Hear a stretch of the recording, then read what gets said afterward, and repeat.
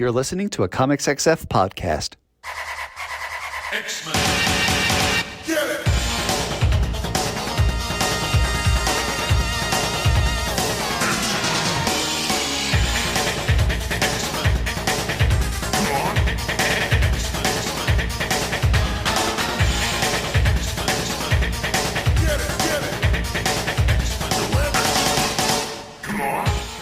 Hey everyone, and welcome to another exciting episode of Battle of the Atom.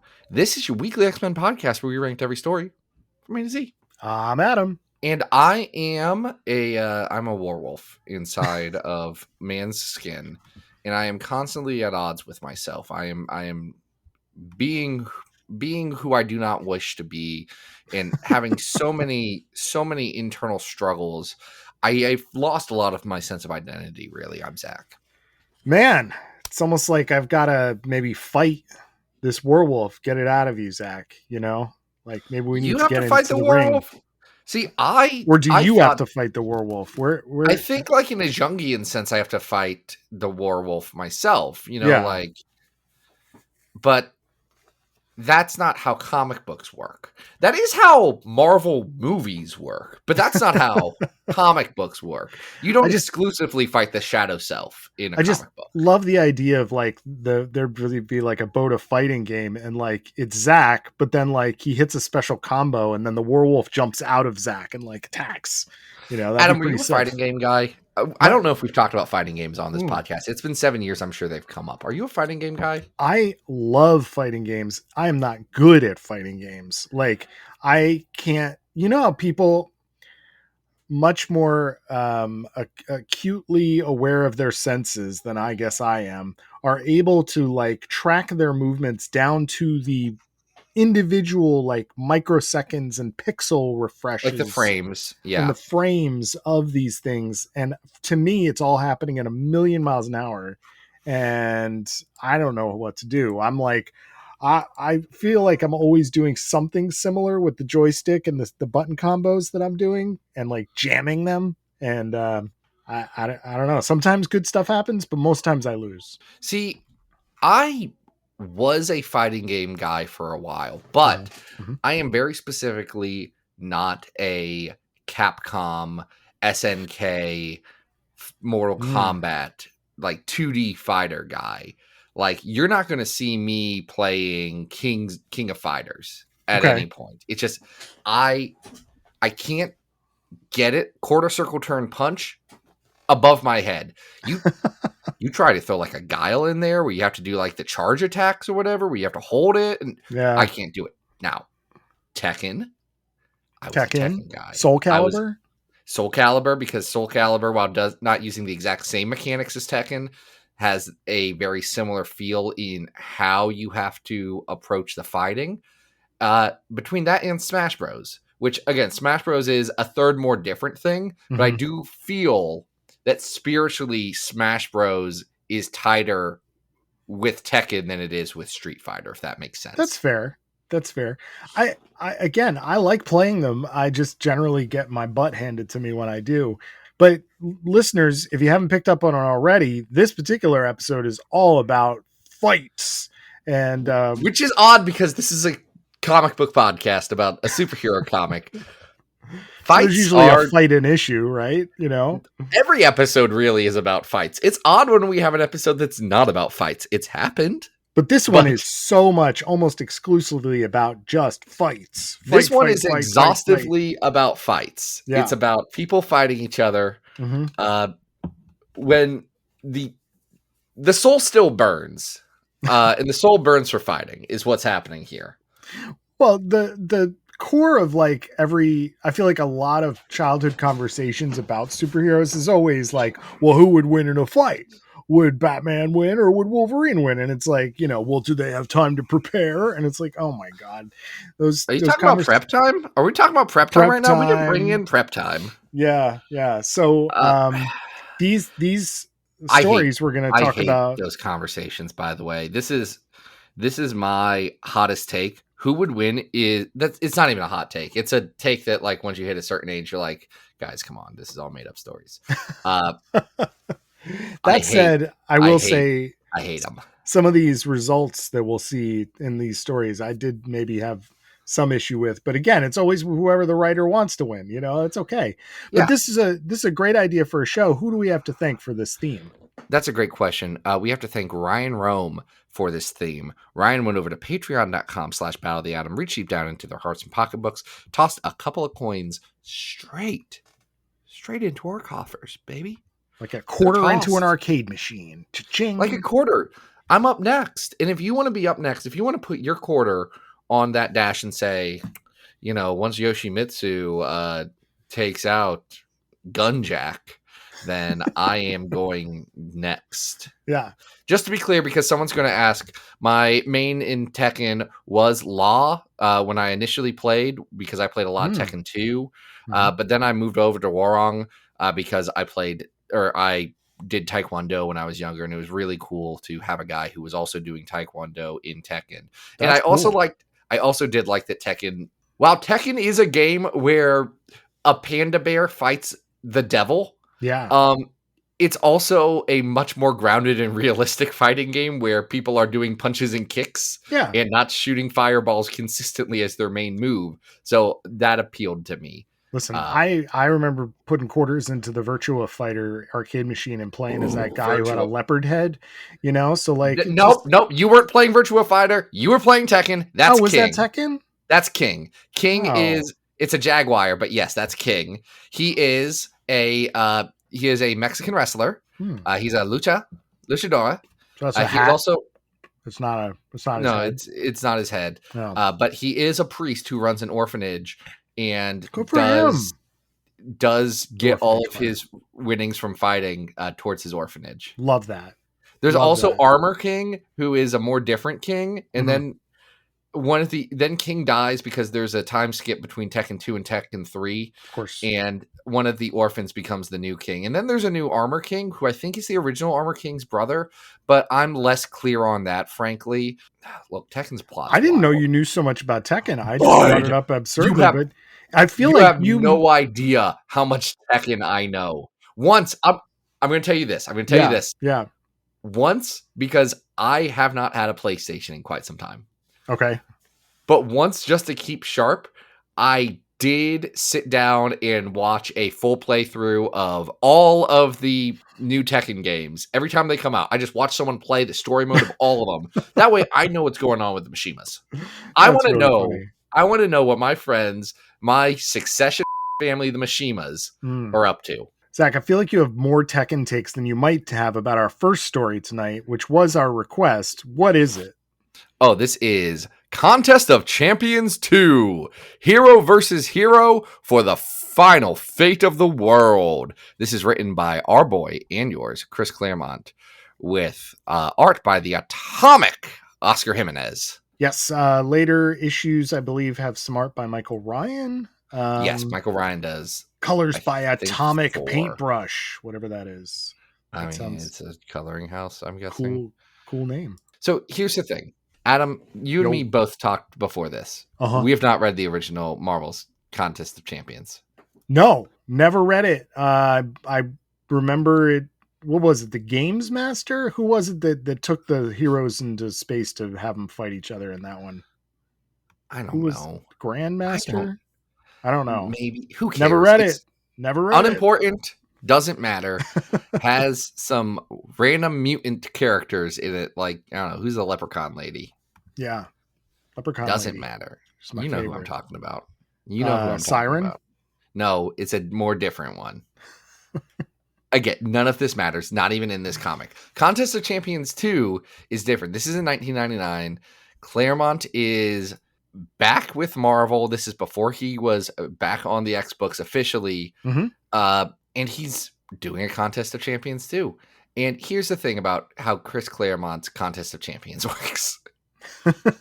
If you are the character that Chris Claremont personally likes better, you win the Contest of Champions. Either that, or there was an online poll where people voted on who would win in a fight. Just like they did with Marvel versus DC stuff, which is a bad way to make a book happen, because I guess I feel like in the early internet, it actually would have been better because like only freaks were on the internet in 1999. Sure. It was only sickos. It wasn't like in 2020 or 2021, say, where everyone was online and they all had opinions about Polaris that were not founded in the comic. Well, yeah, I mean, I feel like at least in 1999, it's still sort of the MySpace era.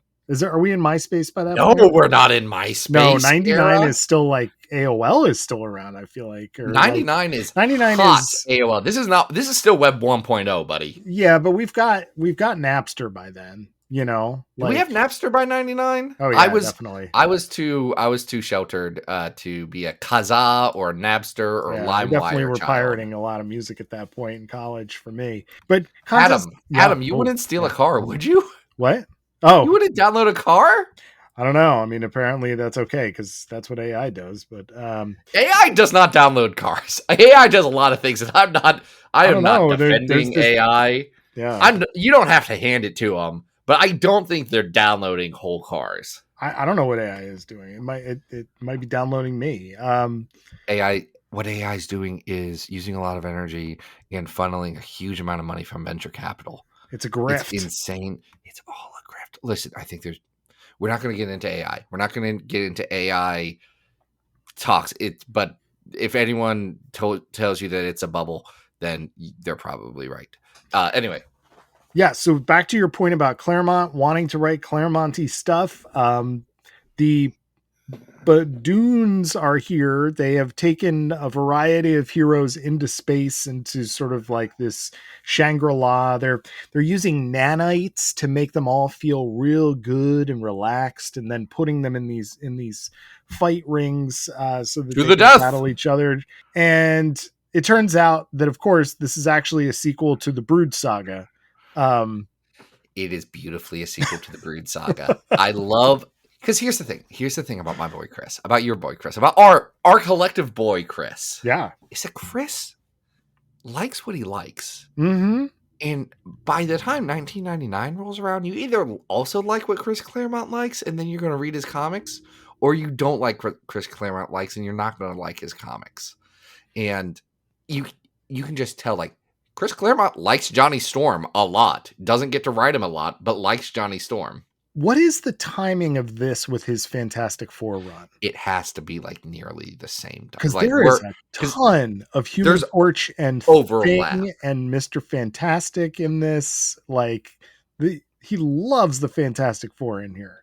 He also loves tying up Kitty Pryde. Kitty Pryde, not feeling so well. She's like the key to figuring out that this is actually going to be the Brood after all. This is not the most tied up that Chris Claremont would get Kitty Pryde in the next year, because he has that stuff with the Neo where he ties her up and then never addresses it. Very like creepy. She just doesn't show up and no one saves her, and she's tied up by a guy whose power is to do bondage. Yeah, man, Chris. I love Chris Claremont. Chris has hobbies. Chris Claremont is the biggest pervert freak in comics who it's funny to talk about.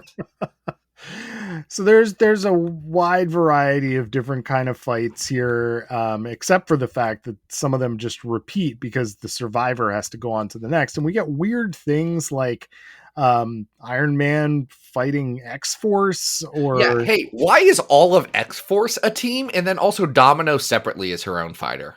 No idea.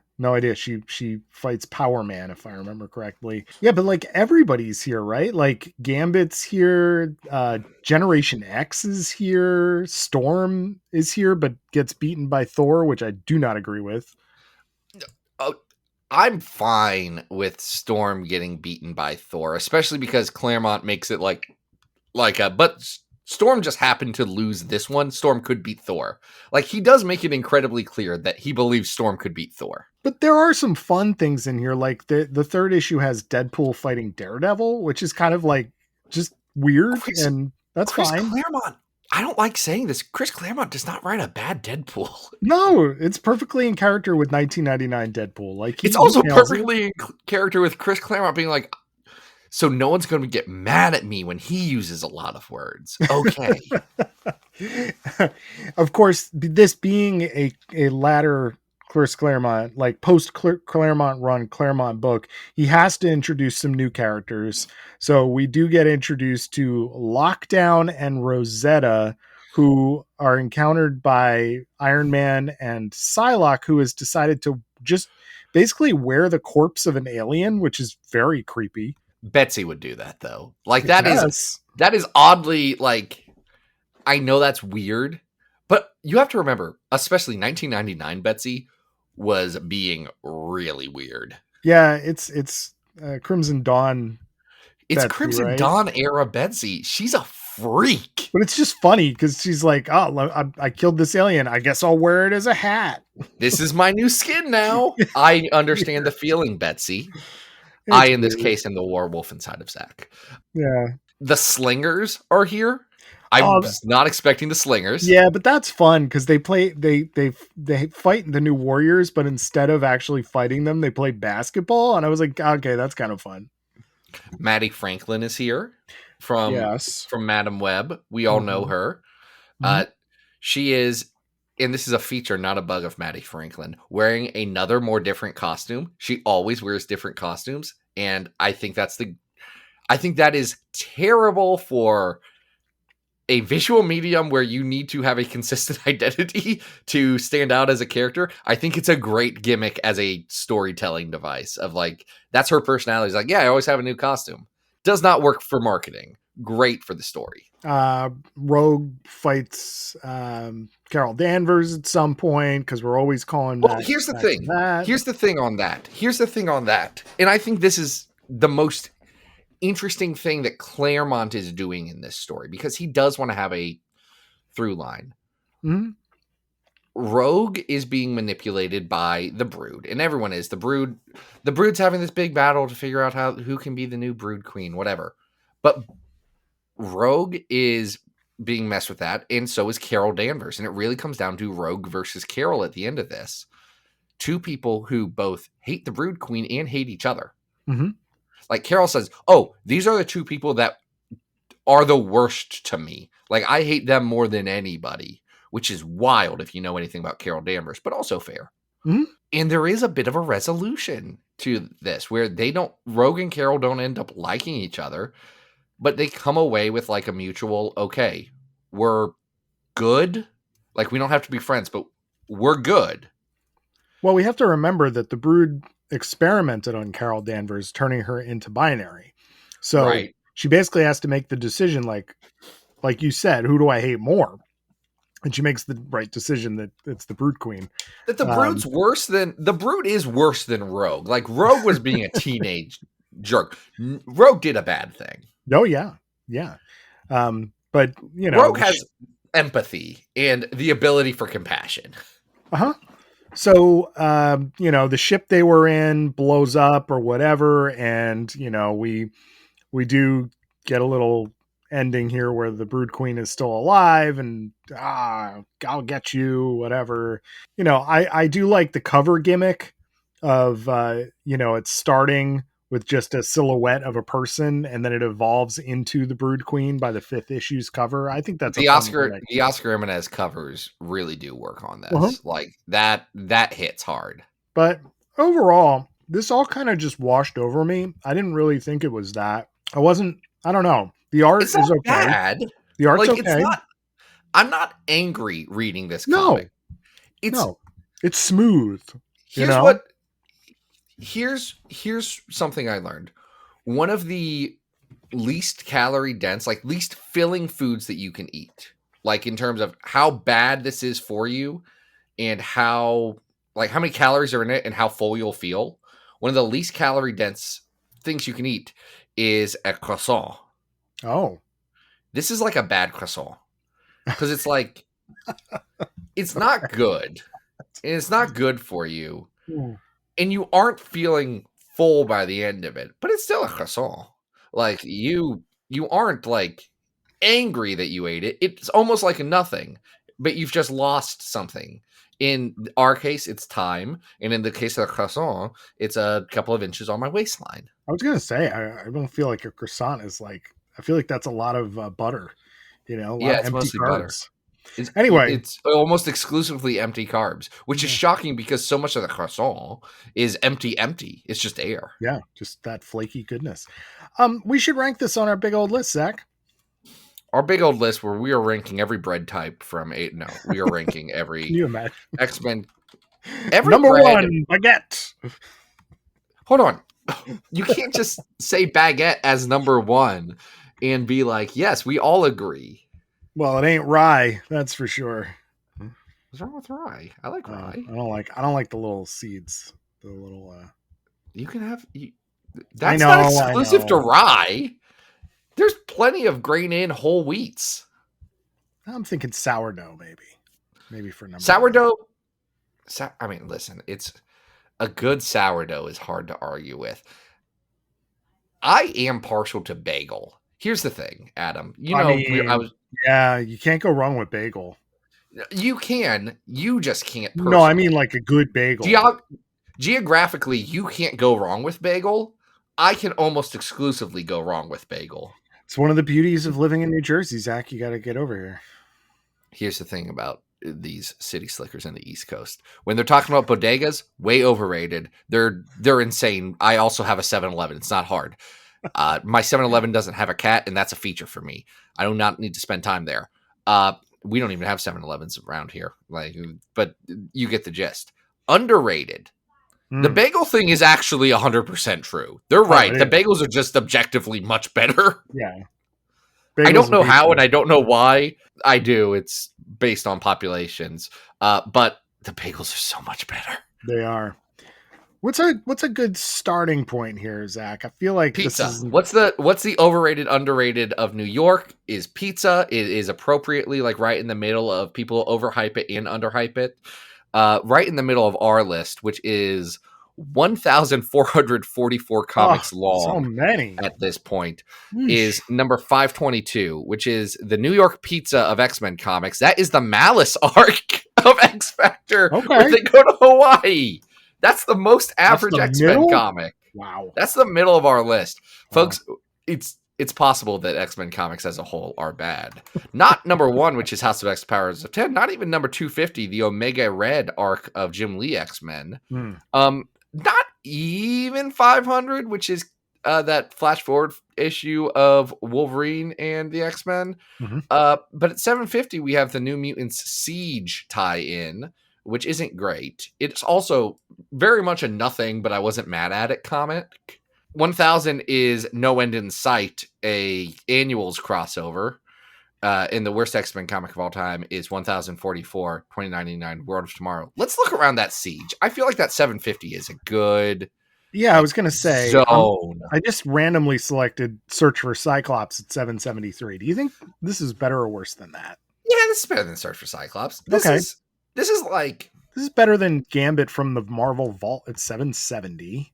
Yeah, it is. Is it better than X-Man from Age of Apocalypse? Yes, but I also think that comic's kind of bad. I've got at 741 we have Weapon X Force, which is where William Stryker is a Satanist now, and Azazel is there, Nightcrawler's dad. Just to preface, I'm never not going to call him Nightcrawler's dad. Don't correct me on X-Men continuity. I know more than you. Not you, Adam, but I know more than... I like to think that I know more. I'm in the top 1% of X-Men knowledge of our listeners. That's why we're the hosts, Zach. That makes sense. I don't think people are upset about that. I feel like that is also a feature. That's why they're tuning in. This is true. They want our bread. They enjoy that I have all this cursed stuff in my head. Anyway, I'm still going to call him Nightcrawler's dad. Like, how else do you want me to describe him? The guy that pretended to be Nightcrawler's dad? That's not as fun. No. World War Wendigo is right below that.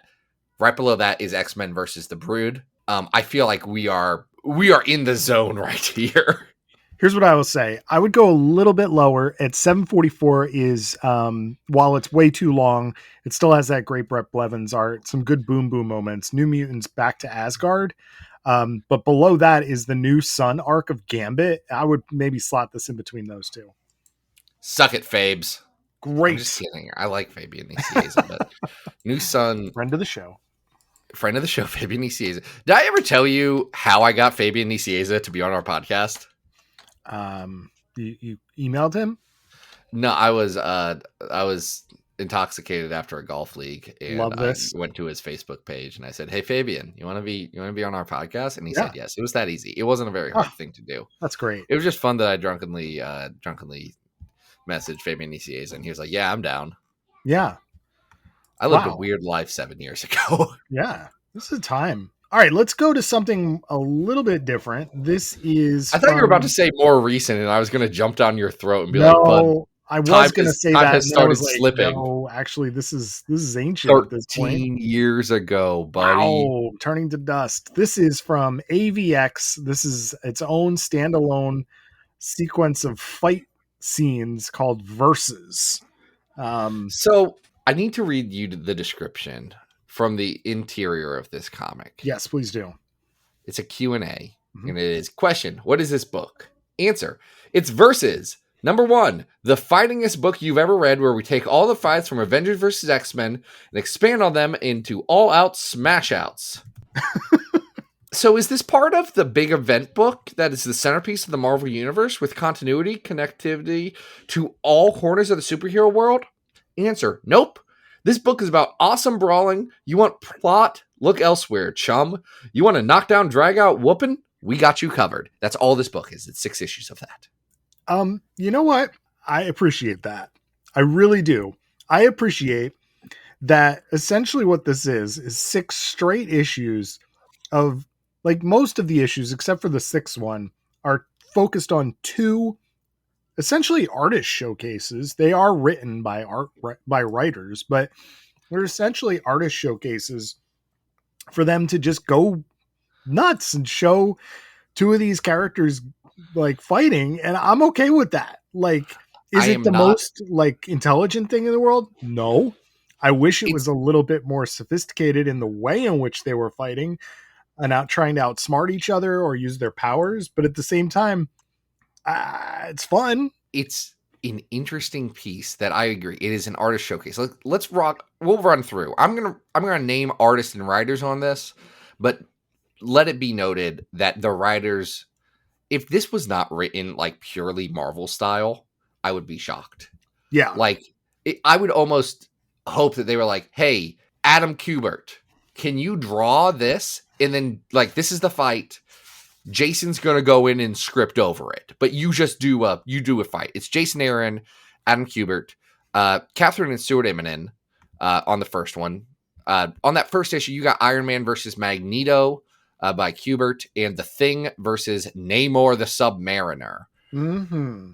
I gotta say that second fight feels like one that, like, we've had that one enough. Well, I mean, they start off with Iron Man versus Magneto, and then Iron Man wins, and I was like, I'm sorry. What are we doing here? Oh, like, this doesn't make sense. It's 2012. Iron Man's the biggest thing in the world. I hated that. I mean, what are you going to do? What are you going to do? All right, what's issue 2? Issue 2 is Steve McNiven on Captain America versus Gambit, and Kieran Gillen and Salvador LaRocca on Spider-Man versus Colossus. Hey, we talk some crap about Salvador LaRocca. Yeah. I don't know if it's the coloring on this or what, but I feel like Sal actually did a really outstanding job on this issue. You know what it is? It's that, first of all, he does a pretty good Spider-Man. That's a great Spider-Man. And he gets to go really cartoony on the Juggernaut Colossus. So I think that helps him a lot. I was really impressed by the McNiven Captain America versus Gambit, just because it's a weird combination of people. Like, you wouldn't think about those 2 characters going, but they're both characters that, like, he uses a shield, he uses a stick, and like, that was actually the fight choreography of that was interesting. I feel like McNiven understood the assignment a little bit better than everyone else on, like, a more fundamental level. And we'll go through the others, but, like, I think in general, one of the challenges with this book is that fights are actually kind of boring if there is not any amount of emotional resonance behind it. Yeah. You have to, you have to really sell that the action is the coolest thing ever, because action without like heart behind it, or like any sort of, if we're not invested in the action, then it's just flashy stuff that's like top 10 YouTube compilation things. But like a cool scene in a movie is a cool scene. A good scene in the movie can be an action scene, but it is also everything that built up to that scene. Right. You know? Yeah. And we don't get that, but I feel like McNiven, more than anyone else, understands that he has to make these two guys who have no relationship have their fight kind of mean something more to them.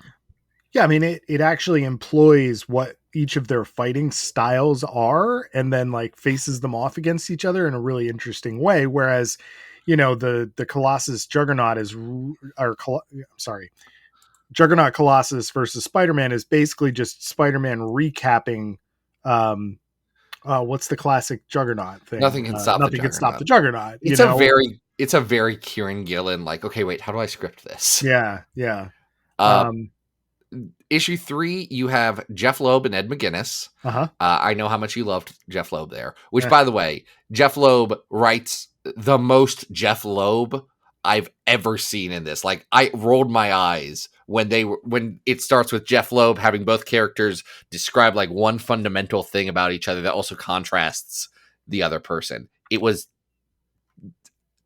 I could have told you that it was Jeff Loeb without even looking after reading that. You also get a Black Widow versus Magic that is Chris Yost and Terry Dodson. That one's pretty good. I really enjoyed the idea of those two characters interacting, and that's another one where Yost does a good job of understanding like how each of those characters would approach the fight and why certain things would happen as they tried out their moves on each other. So I don't know if I think Magic actually does win that by stabbing with the Soul Black Sword. Widow with the Soul Sword, you know, but like you think Black Widow has beat her and you're like, oh, I don't know about that. And then it's like, oh, of course Magic wins. So that was cool. You get a Rick Remender, Brandon Peterson, Daredevil versus Psylocke story where Remender has like flashes of what he's going to do in Uncanny Avengers in this story, which is weird. Yeah, a lot of people remember Brandon Peterson from Executioner's Song. It's wild to see how evolved his art is by the time this rolls around. I mean, it's like a completely new artist. It's how he's coloring it. He really let this entire time, if you look like the covers that he was working on around here, it feels like CGI. Is what his covers and his coloring feels like. And I've seen his line work. It's not CGI, but that's just like, that's the vibe that he gives. Yeah. But even on line work, may vary. Like he was doing a lot of Liefeldian kind of little hatch work when he was doing his stuff, at the beginning of the 90s. And this is just very, very fluid. And I do appreciate that Daredevil is like, oh, she reminds me of Elektra, like I have this experience. It's almost like you ninjas. Could repaint her action figure and have an Elektra action figure. Yeah. You also get a Carrie Andrews Thor versus Emma Frost story where Emma threatens to peg Thor, which is Listen, it's not going to be an Andrews story, and it's not like remotely like sexy, right? Like I don't. Carrie Andrews is one of the wildest guys in comics to me because I cannot pin him down. I don't know how I feel about Carrie Andrews, and normally it leans on dislike, but every so often he's able to like push it the other way, and I'm like, okay, hold on, I'm digging this because like this is a stylized and cool looking fight. Oh yeah, this fight page layouts are really cool, and Thor is very convinced that he can take on. This is Phoenix Emma Frost, right? And she essentially defeats him by like being diamond forms, being smashed, and then like not killing him, but like defeating him, raining her diamonds down upon him. Yeah, which is really cool. It's pretty sick. The next issue has a Matt Fraction and Neil Francis Yu Hawkeye versus Angel story, which is weird because Matt Fraction wants to write Hawkeye like he's been writing Hawkeye, and that's not what Yu writes in this comic. Yeah, like or draws, and it's like that one's a weird one. It's discongruent with everything else when I think of Fraction and Hawkeye. and I don't know how to wrap my mind around it. Well, and Jason Aaron is then doing this Black Panther versus Storm with Tom Rainey that like is really trying to dial up the melodrama of these two fighting, and you know we used to be married, and now here's your ring, and you know it's like okay, it doesn't feel as akin to the rest of the book. Yeah, Stands out. It's a story that you need to do because as it happens in AVX, it is pretty quick. Yeah. But also this is also pretty quick, and maybe this is a story that should have been done in a book with Storm or a book with Black Panther. It's just like those weren't coming out. Hey, Yeah. you ever think about how people were unironically saying that Jason Aaron was the best Black Panther writer because of things like this and that tie-in to Secret Invasion? And that was just objectively wrong because Priest and McGregor and like there had been a lot of good Black Panther already up until that point. Wild. I think my favorite of these actually is just the 6th issue, just because it's so bananas. Like the 6th issue is just dials it up to let's be very dumb. Yeah, let's be real goofy. So you get Kieran Gillen and Jim Chung doing Hope versus Scarlet Witch. Great, honestly, one of the better pieces of this. Yeah, and like I know that like Hope is almost exclusively defined by how Kieran wrote her, but Kieran writes her so well in this. He does. It like here's the thing. Kieran channels what anyone who's reading this feels is like, hey, Scarlet Witch, it's really weird how you're acting about how a bunch of people got genocided. Like, whether you are at fault or not, it's really weird how cavalier you're being about this. Yeah, I would agree. Anyway, it's fun to watch Hope get to punch somebody because of this. And then we get into memes. Like we're just straight up like the whole second one pager is Jim Mahfood being written by Bendis, and it's Cyclops and Captain America trading insults, and it's pretty funny. Okay, here's the thing. I love that page of comics. I've thought about it ever since I read it. It's so good. Specifically, my favorite line is Cyclops, saying, "Why don't you dress as Nomad again and watch your book almost get canceled?" It's pretty great. Oh, and then he insults. He follows up with, "Why don't you go dress up Rick Jones as Bucky again and creep everyone out?" And then after, he gets Cyclops to run away, Captain America's standing there with the flag. He's like, "Avengers versus X-Men 1. Oh, Bucky. so beautiful. Funny. Bendis, my boy. We get an X Club cameo for a 1-page by Stuart Immonen, which has a science joke that I don't get. It's over my head. What science joke don't you get? Well, I don't know. They're each talking about something. I read it very quickly. I mean, they're mostly talking about imaginary numbers and Euler's identity. Okay. There's a 1-pager. Also, Leonardo da Vinci is here from S.H.I.E.L.D. Yes. That's funny to me. Havoc beats Captain America with an asterisk because the ex-editors are in charge of this issue, which I thought was funny. I think that's funny. This is I'm going to say technically the weakest one of these. That's a Mike Deodato written thing. It says written. I almost 100% believe Mike Deodato delivered them a cover and or 1-page splash thing, and they didn't know how to use it, and they were like, "We're going to script over this." Yeah, I mean, a lot of these are if 1 you to told 2 me page Nick Lowe things. or Jordan D. White didn't actually write this page, yeah, I would be shocked. Domino beats Red Hulk by Ed McGuinness. That's fine. I did like Janitor Toad versus Jarvis was kind of funny. Which Chris Hastings from Dr. McNinja and Jacob Chabot, who I would say is not the easily the lowest profile artist on this, but delivers a really solid job. Yeah.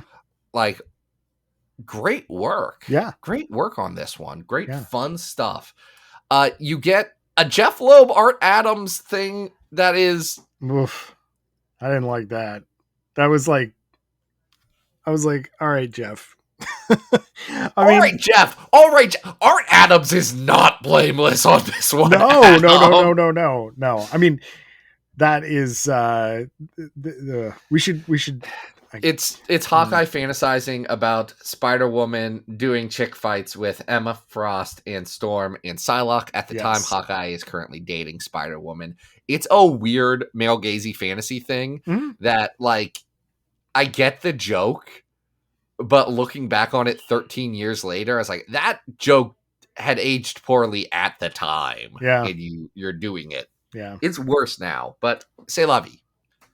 Iron Fist fights Iceman by Jason Aaron and Ramon Perez, and then Perez does a great job on this one. Dan Slott, I love Perez on that. Dan Slott teams up with Katie Cook to do this like little sort of kidsy thing where who's rolling the it's Squirrel Girl versus Pixie, and they're playing D&D. Yes, with a bunch of statues.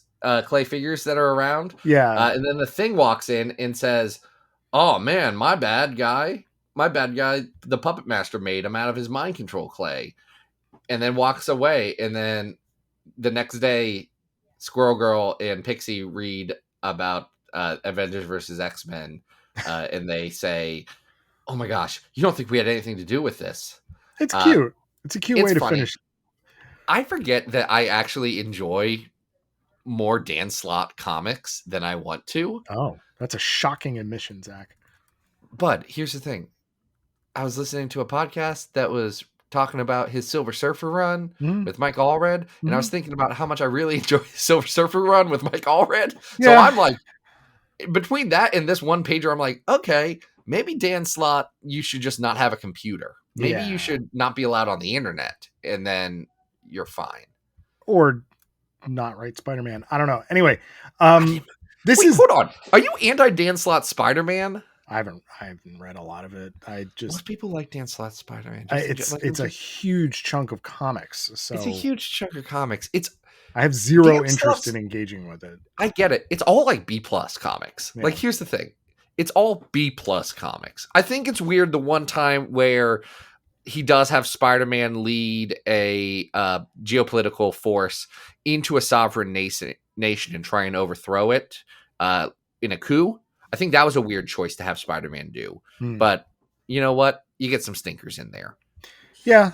On the whole, though, this collection of stories is kind of fun. As someone who enjoys looking at good comic book art, like the lineup of artists here is really solid. And so there's a lot of enjoyment in just seeing what they do visually with each of the stories. So I would definitely say this is better than Contest of Champions too. Yeah, this is kind of like a no scrubs kind of compilation. And I think that is pretty good. Now, the actual AVX is where? Too high on this list, probably. But I'd say at 405, we have X-Men to Protect and to Serve, which is another like anthology book. This is better than that. Yeah, I think actual AVX is at 231. Where's Protect and Serve? 405. We're between those two. Yep. This is better than Negative Zone War at 347. Yeah, I would agree with that. I would say we're probably... this is not as good as Inferno from Battle World at 331. This is not as good as you just highlighted Marvel Knights X-Men. No. I think Marvel Knights X-Men is... Okay, here's what I'll say. I would put it below Excalibur 51. That's the one where they're dinosaurs. Okay. And above Magneto Dark Seduction. That's fine with me. So it's right there. It's our new 339. This is a weird comic. That's a lot of fun. It is very fun. It's very much, we know what we're doing. Yes. And I think there is more we could do with this, but it is what it is. Yeah. Okay. We have one more to talk about. That's right. Adam, I'm holding my copy. I'm holding this. Own this comic. Yes, because I have a physical copy, a cartridge for my Nintendo Switch of Marvel vs. Capcom Fighting Collection Arcade Classics. And inside came this little mini comic, which is like kind of, I don't know, quarter sized of a regular comic. written by Christos Gage with art by Alberto Jimenez and It's Jimenez Albuquerque. Albuquerque, and colors by Larry Molinar. And somehow, in these few pages, managed to squeeze a huge cast of Capcom characters and Marvel characters, and it actually makes some kind of sense. I gotta give it credit. Here's the thing about Christos Gage. We were just talking about Dan Slott. It's specifically Dan Slott's Spider-Man. Christos Gage has never not understood an assignment. I don't think that Christos Gage is a great writer. I think Christos Gage is a very good writer in that he knows how to get the job done, whatever the job is. Christos Gage is a friggin' Mark Bagley writer, you know? Okay. Mark Bagley's going to deliver you those issues. They are going to be good enough. No one is going to complain about what you're getting from them. Probably not going to write home to mom about how it's the greatest thing you've ever got. But it's like, you gave Christos Gage an impossible task. Here's a quarter-sized comic with 1 billion characters that you have to write from multiple universes in make a whole plot work. And he kind of pulls it off. He totally pulls it off. I was like, wait a minute, this actually works because you've got your Capcom characters. They're on like media res. They're fighting, Marvel characters who are like, they're like, oh, you're invading our world, whatever. Christos is doing the great job of doing a little bit of exposition in the dialogue of like, hey, you're this character. And Mega Man says, don't worry about me. I'm just a robot, whatever it may be. And you're getting fun lineups, like Psylocke versus Chun-Li and things like that. And then it's revealed that actually the characters who are invading Capcom world are actually villains, and so we get more characters, and then we have to go and fight them, and then everybody's like, oh well, I know who's actually behind this. It's got to be Dr. Doom, and Dr. Doom is teaming up with M. Bison, but they wouldn't team up. They'd all have alternate plans, right? Like they wouldn't share power. So what's their ace up their sleeve, Adam? Well, they've got Thanos, and then on top of Thanos, they've also got M. Bison is going to summon Shin Akuma to fight Thanos. I mean, it just keeps doubling down every page, and it works. Like at the very end, you get this very cute little vignette of the Marvel and the Capcom characters sitting around actually playing the game, and it's adorable. The artwork throughout this is so fluid. It's so exciting. It really captures kind of the anime style of the actual gameplay of these Marvel versus Capcom of the games. Gameplay. And I think that's a very important distinction. Yeah. Alberto Albuquerque, who's an artist I really enjoy, actually. His book, No One's Rose, that he did with Zach Thompson and Emily Horn. One of my favorite comics. I have a t-shirt from that comic that I wear to the gym constantly. Nice. Like it's my muscle shirt now. It has my thitties hanging out of it. Look at you with muscles. Like pumping. Look at Bud. I did 507 on the leg press last night. I'm feeling freaking good. That's great. My leg press was like swole. 5 pounds. Good for you. You could do leg press is easy. Leg press is easy. You could eat. Adam, you are in generally decent enough shape that you could do. You could drop 120 on a leg press. Never find out. Not even be great. I mean, who knows? Who knows, Adam? What'll happen? Anyway, you like this artist? I like this artist. You're right. It feels like the game. It feels like the sprites come to life. What it doesn't feel like, and what I could see folks getting a little annoyed by, is that it doesn't feel like the key work from Marvel vs. Capcom 2 or from X-Men Children of the Atom or any of those games that had, and I'm blanking on the artist who did it, but I know what you're talking about. When I say Marvel vs. Capcom, you think of this art. You don't think of the actual sprites of the game, likely. And I can see that as a disconnect, but it works really well. That last page has a great background gag where Cyclops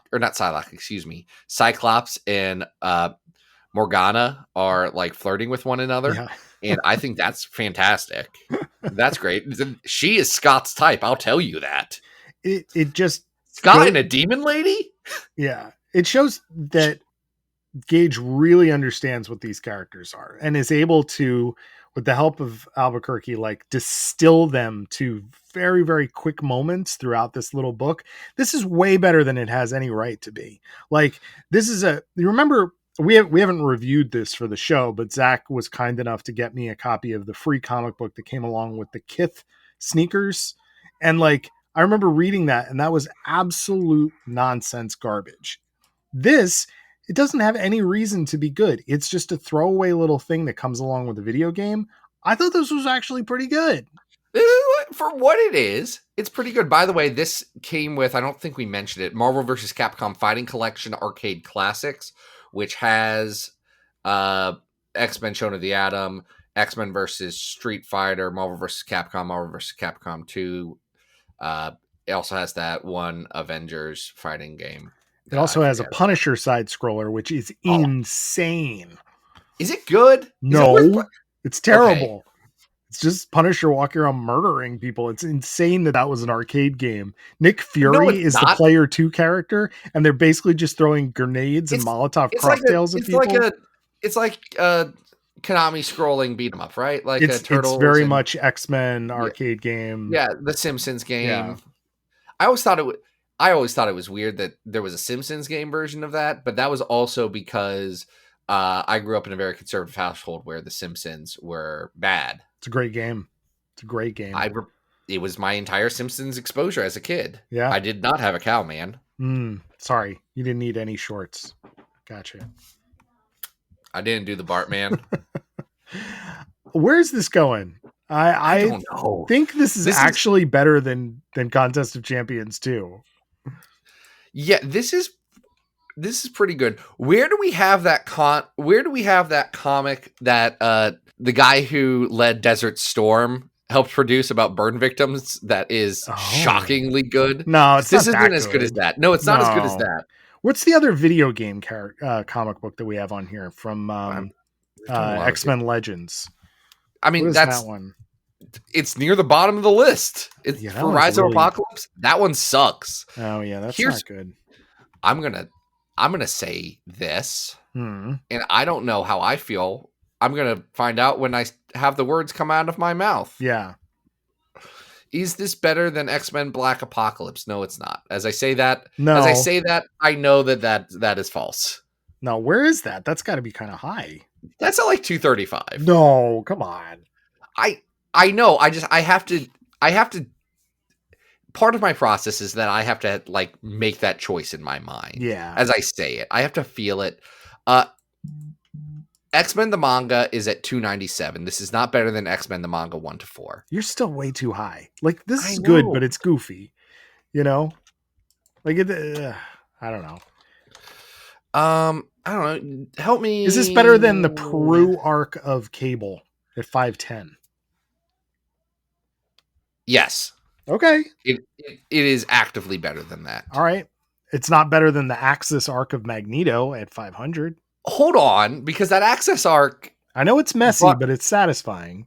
Is it satisfying? Well, he drops a brick wall on Red Skull's head. It's pretty great. Wait. Oh, the Axis arc. No, that's not in Magneto. What? That's not in Magneto. You're thinking of the wrong arc. No, the Axis arc is he gets captured by like Doctor Doom and Loki, and there's some like really messy crossover stuff that happens there. You're thinking of something that happens in Uncanny Avengers. Oh. Which is, that scene is great, and the rest of the comic is troublingly bad. All right, a good comp for this is at 479, Cannonball Fighting Gladiator, Uncanny 341 to 344.